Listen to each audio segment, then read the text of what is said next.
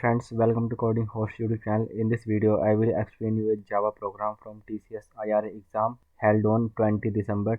So in this program, we have to create a class spud with the below attributes. So first I will make this class spud. Now inside of this class, we have to make this 4 variables. So you can see that here I have made this 4 variables, but here I have changed their name. So I have made these variables with small names so we can use them later easily.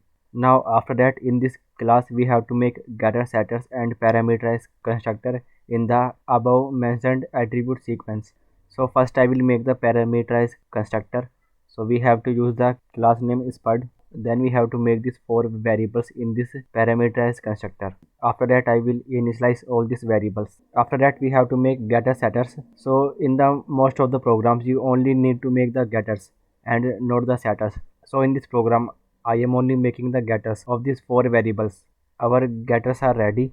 After that we have to make a class solution with the main method. So I will make this class here. Inside of this class we have to make main method. Now in this solution class we have to take input. For that we have to import the scanner class. I am importing the scanner class here. After that I will make the object of this scanner in this main method. So now in this main method we have to take input. So when you will scroll down in the question, you can see that there is a sample input. So we have to take all this input. So in this input, what we are doing is we have to make a object array of size 4, and then for every object we have to take the input of these 4 variables. So you can see that here I have changed the color of the text. So the first 4 input is for the first object, next 4 input is for the second object, and so on. First I will make a object array of class spud of size 4. So spud s equal to new spud and its size will be 4. So sometime in the input they will provide you size 4 as the first input and sometimes not. But you have to understand that you only have to take input for the 4 objects. So I will make a for loop here. For int I equal to 0 and I less than s dot length and I plus plus. Now in this for loop I will take the input of this 4 variable. So you can see that here I have taken these 4 variables and I am taking their input. And whenever we are taking input for int, double and float, so after that we have to write sc dot next line. So scanner can move in the next line, but for string we do not have to write this sc dot next line again. Now after that we have to store all this input in the object. So I will write here s of I equal to new spud. In this I will enter all these variables. Now I will explain you how we will take input for the object. So first we will make the object array of size 4. Then we will start a for loop for int I equal to 0. So at index 0 we will take the first 4 input. Then here we are making a new object of type spud, and here we are also calling the parameterized constructor of spud class in which we are passing all these inputs. It will make a object here, suppose object 1. Then in the object 1 it will store all these values and it will store the object 1 at index 0. After that I plus plus, so index will become 1. So at index 1 it will take the input of the next 4 inputs.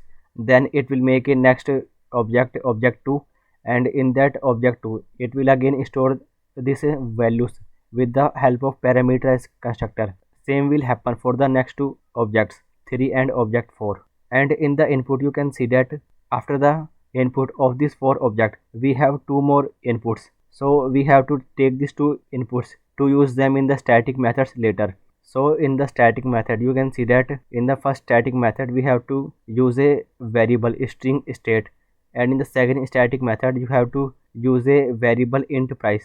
But in the question sometimes they will not tell you the variable name, so you have to understand yourself from the variables. They will only provide you input of that similar type of these variables.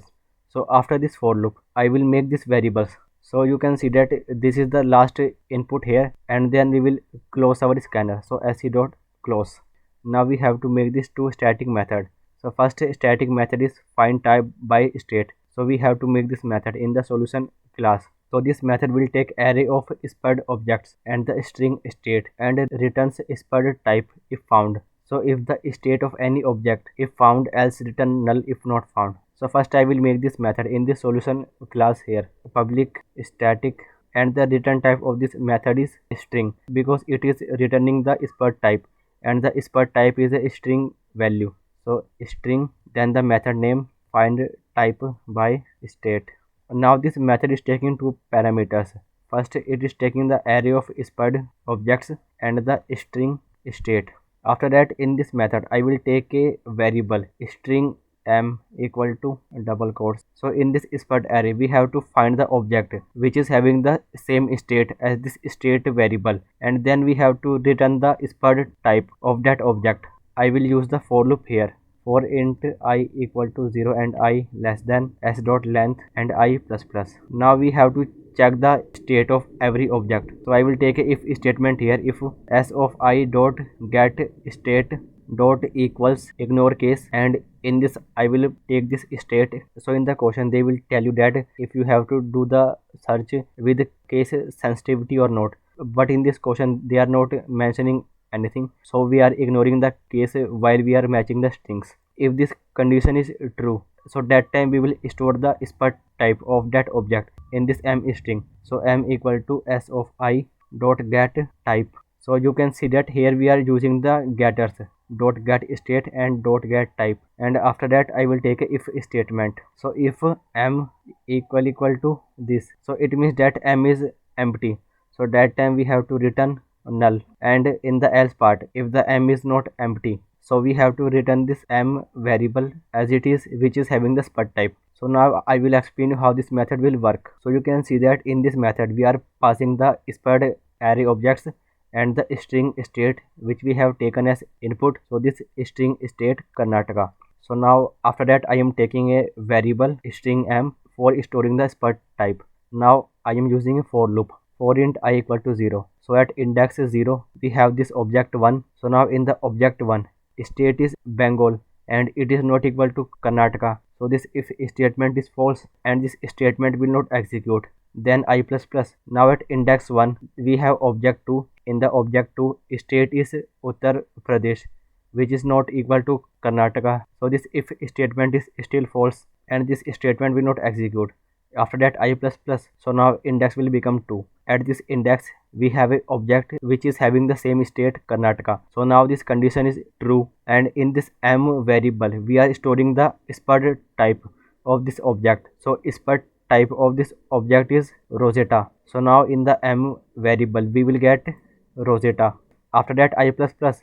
So now at index 3 we have a object whose state is Maharashtra and it is not equal to Karnataka. Condition is false. After that this for loop will break. Now here I have taken a if statement m equal to empty. So that time we have to return null, else we will return m.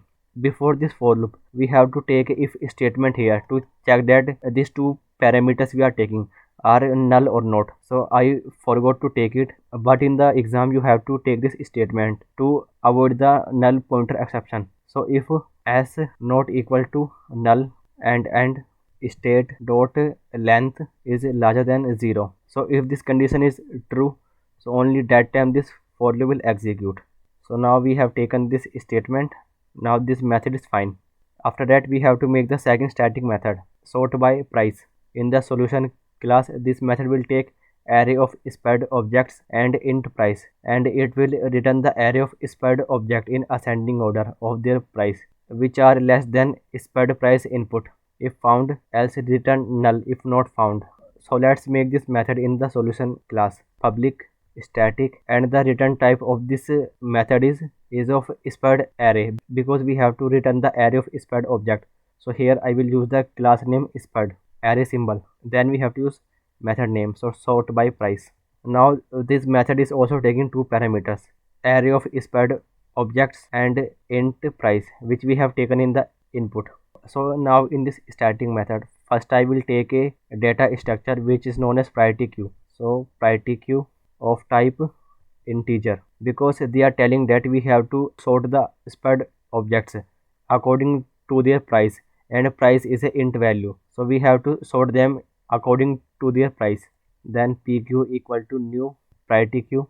If you don't know the basis of priority queue, you can check the video link in the description for this. in this question what we have to do is we have to find the objects which is having the price less than this price input, and then we have to sort all that objects according to their price value. Then we have to return that objects in a array. After that I will take a if statement to check that if these parameters are null or not. If s not equal to null and price is larger than 0. Now in this if statement I will take a for loop. For int I equal to 0 and I less than s dot length and I plus plus.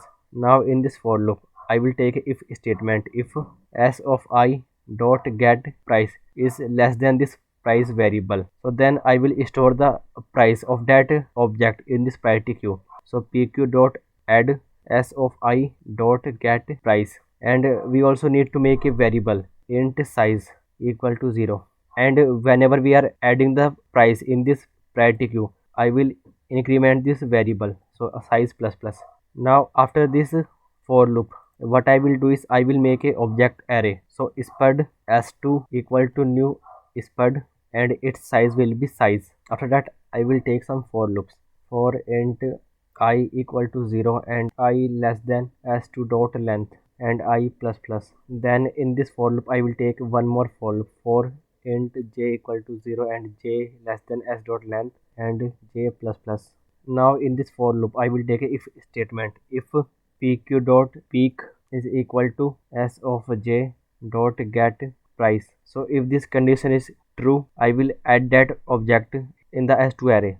S2 of I equal to s of I, and after that I will use a statement pq dot poll, and after that I will break this for loop, and after that we have to return this spud array. And suppose if this spud array is null, so how we can find that this array is null? I will use a variable int z equal to 0, and after that I will use that variable here. If this for loop is not adding any object in this spud array, so it means that this spud array is empty and it is not having any object, and whenever it is adding any object, so we will increment our z variable. So actually we have to make this z variable outside of this if statement. So I will make this variable here z equal to 0, and after that if z equal to 0, so that time we will return null, and in the else part we will return this array return s2.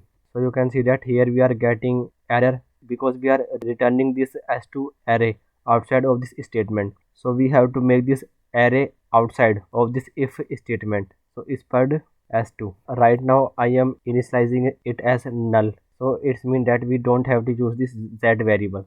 So if this spud s2 array will remain null, so now in this if statement I will write if s2 equal to null, so that time we will return null, and in the else part we will return this s2 array. So now I will explain you this method. As you know that we have 4 objects, and in this 4 objects we have the price value. We have to find the objects which is having the price less than this price input 60. So you can see that only 2 objects having the price less than 60. This object with 55 price, and then this object with price 40. Now we have to return this object in the sorted order. We directly cannot sort these objects according to their price. So in this method first we are taking 2 parameters, spud array and the int price. After that I have taken a priority queue. After that I have taken a spud s2 array as a null. Then I have taken a int size variable because later we have to give the size of this spud s2 array. Then we are checking if s not equal to null and price is larger than 0. So we are checking if these 2 parameters are null or not. Then in this for loop, so this for loop will start from 0. So at index 0 we have this object 1 which is having the price 70. So 70 is not less than 60. So we will not store the price of this object in the priority queue. After that I plus plus. So now index will become 1. So at index 1 we have object 2. So in the object 2 we have price 55 which is less than 60. So this condition is true, and I will store the price of this object in the pq, and I am incrementing the size, so it will tell us that so how many values we are adding in this priority queue. After that I plus plus, so index will become 2. So now in this object price is 40 which is less than 60. So this condition is true. So in this priority queue we will store 40 also. So now in the priority queue we have 2 values, 55 and 40, and this priority queue will store these two values as sorted order. And in the size variable we will get 2 because we have added two values in this priority queue. Then here we are initializing this s2 array and its size. Now the size of this s2 array is 2. So this first for loop I am using for this s2 array, and this second for loop I am using for the object array which we are taking as parameter. Using these two for loops, what I am doing is I am storing the objects in this s2 array. For int I equal to 0, so value of I is starting from 0, so I is 0. After that it will go inside this for loop. So for int j equal to 0, so value of j is also starting from 0. So now in this for loop what will happen is we are checking the price of each object from this object array, and we are comparing their price with this priority queue. So we know that in the priority queue we only have these two values 40 and 55. So you can see that j is starting from 0. So at index 0 we have object 0. So object 0 has price 70, and in the pq.peak, so this pq.peak method is showing the first value of the priority queue. So first value is 40. So 40 is not equal to 70. So this condition is false. After that j plus plus, so j will become 1. So at index 1 we have this object in the object array which is having the price value 55, and in the priority queue we are having this value 40. So now it will check that 55 is equal to 40. So no, this condition is false. After that j plus plus, so now index will become 2. So now at index 2 you can see that we are having this object in the object array which is having the value 40, and in the priority queue first value is 40, so 40 is equal to 40, so this condition is true. So now in this s2 array I will add this object. So here I have to write s of j. So now in this s2 array at index I, which is 0, we are storing the object from the array s at index j. So index j is 2. So now in this s2 array we will get this object. So now first it will store this object which is having the price value 40, and then pq.poll. So pq.poll method will remove the first value of this priority queue, because we cannot check the value in the priority queue using any index. It will only show the first value at a time. So from the priority queue 40 will get removed, and after that we are using the break statement for breaking this for loop, because at one index in this s2 array we only need to store one value. Then I will break this for loop. After that I plus plus, so now value of I will become 1. Second for loop will again start from 0. So now at index 0 we have object which is having the value 70, and in the priority queue we are having the value 55.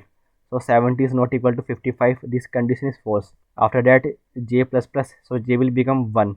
So now at index 1 we are having this object which is having the price value 55, and in the priority queue we also having the price value 55. So this condition is true. And in the s2 array at index I, which is 1, we will store the object from the s array at index j, which is 1. So in the s array we have this object 2 which is having the price 55, and now it will get stored in this s2 array. After that we will remove the next value from this priority queue. So now this 55 will also get removed, and this break statement will execute, and this inside for loop will break. So after that you can see that in the priority queue we don't have any value, so we do not have to run this for loop anymore. So for breaking this outer for loop we have to use the if statement here, else we will get error. So if pq.size is equal to 0, that time we will use a break statement for breaking this outer for loop. After that this for loop will break, and in the next if statement we will check that if s2 equal to null. So you can see that s2 is not equal to null, it is having these two objects, so then it will return this s2 array. After that we have to print the output in the main method. So you can see here for the first method we have to call this method, and we have to take the input variable, and then for this method the main method should print the spurt type from return object. So in this first method we also need to return the value as object. So nothing to worry about. Instead of this string m variable, I will take the variable of spud type. So spud m equal to null, and if this if statement is true, so that time in this m variable I will store that object. And here if m equal to null, so that time we will return null, and in the else part we will return m, and I will change the return type as spud. Now we are not getting any error. So for taking the result from the first object, so I will take a spud variable spud m equal to find type by state, and in this we are passing the s object array and state variable. So this spud m is not array, it is only a object variable, and it can only store one object. And here this spud array, it can store multiple objects, and after that we have to print output. So if m not equal to null, so if the return value is not null, so in the print statement I will print m dot get type, because we have to print the spud type from the return object. And in the else part we have to print state not found, and after that I will take the result from the next static method. So it will return the array of spud objects. So spud m2 equal to sort by price, and in this method we are passing as object array and price variable. And after that I will use this if statement here. If m2 not equal to null, so what we have to print is, so from the second method we have to print spud type and price from return object. So for printing the values from this array we have to use a for loop. For int I equal to 0 and I less than m2 dot length and I plus plus. Now here I will print the spud type and price of each object. And in the else part we have to print no spud found.